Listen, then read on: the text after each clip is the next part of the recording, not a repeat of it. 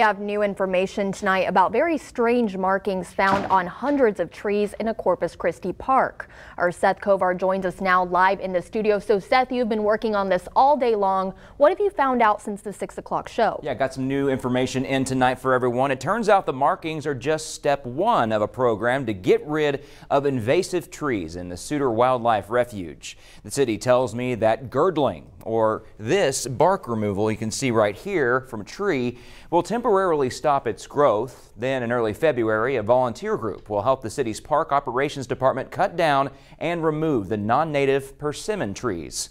So it's mystery solved tonight, but earlier a lot of us were scratching our heads.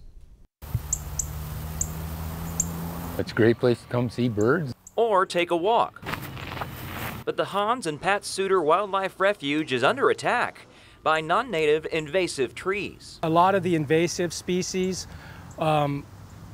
survive so well because they are so hardy. Tree experts like Mike Montgomery of Gill Landscape Nursery say seeds from non-native trees planted at homes find their way to the refuge in a very natural way.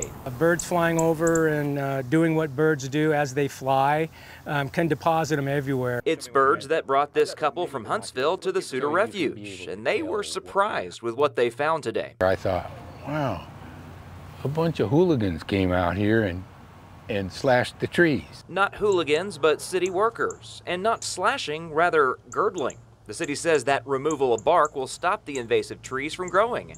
Then, in a couple of months, they're getting cut down and removed.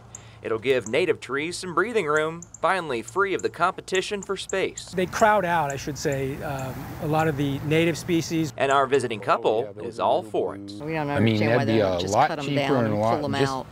Cut them down or pull them out.